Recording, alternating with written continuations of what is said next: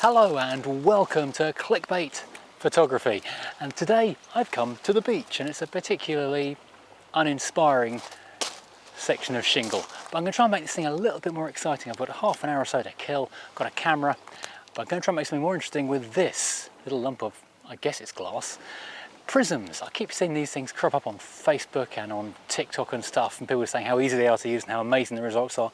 I've never used a prism for photography, but £6 off Amazon, I mean, how hard can it be? What's the worst that can happen?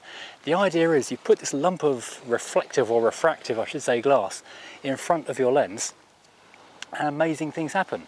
Now, it's actually quite a nice day. I mean, you can tell it's summer in England because there's some blokes over there with tap taff. If we go over that way, I think we get into a little town with some stuff. If we go that way, we get to Reculver Towers, which is actually really quite exciting. Well, interesting. Here though, we've got some shingle and we've got some wooden groins. So we'll see what we can do. Now, I've never used, as I say, a prism before for photography, but what I've gleaned from off of the internet is you want a prime lens ideally, and a fast prime lens. So I've got this one here, it's a 40mm and it's an f2, so that's pretty fast and pretty prime. And I've got this thing, £6 off Amazon, as I say, and the idea is we put this in front of the lens and we get astonishing results.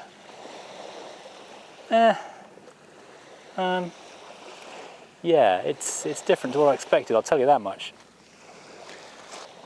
If I put the flat face towards the lens, it's basically a joke mirror and I can see pretty much behind me over my left shoulder.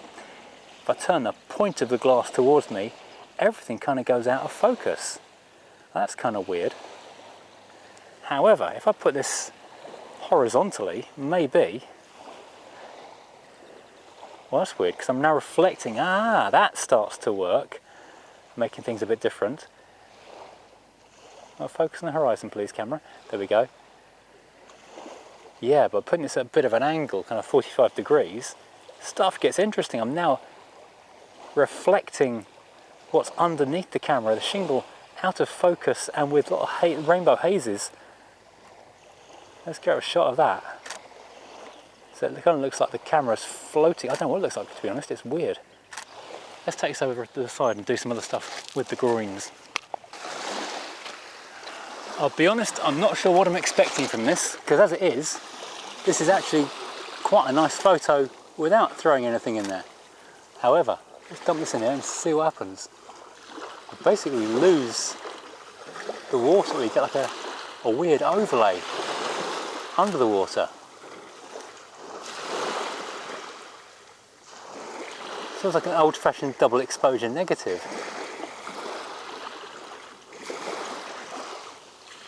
Let's do it the other way around, try and lose the sky instead. Well, that's super weird.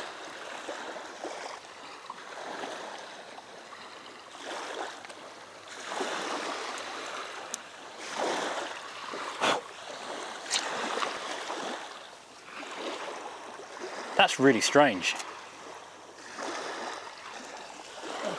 Such a totally different result, kind of lose the sky, but as you rotate it, it changes so much. Well, that's super weird. It becomes a periscope showing you the sky and the ground flipped. That's really odd. But again, it's got the real world just sort of semi out of focus or shadowy behind it. It is like an old school double negative kind of a deal. What else can I do with this thing? Can I get like highlights and stuff out of this? I'll be honest, it's such a nice day, it's almost better without this thing messing around.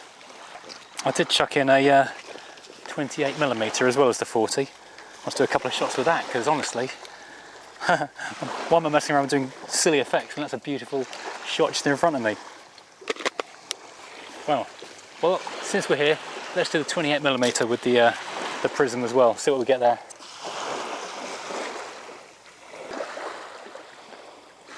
I need a third hand at this point because I can't push the shutter.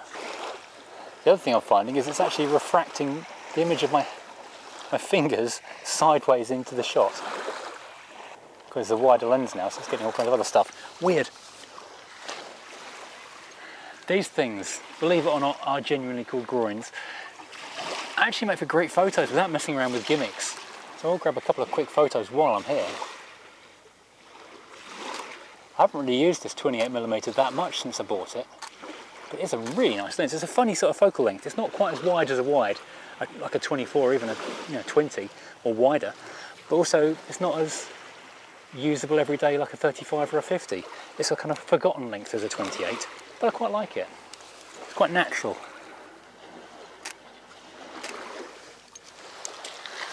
I think I've finally managed to take a good shot with the Prism. Looking that way, I can use these posts and turn them into kind of like almost a foggy Venetian scene by turning the sand into the sky.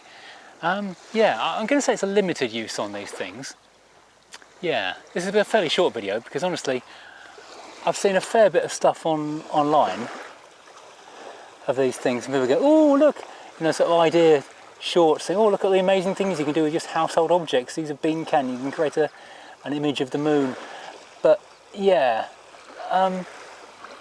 yeah, this is way less exciting than it was advertised as, and honestly, yeah, very much in the it's a gimmick, and I probably will never open this box again when I put it back in the cupboard.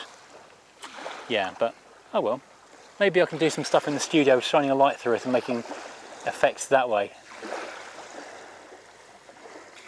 It is interesting because I'm looking through it right now, and I'm looking at the gravel over there somewhere, like a mirror.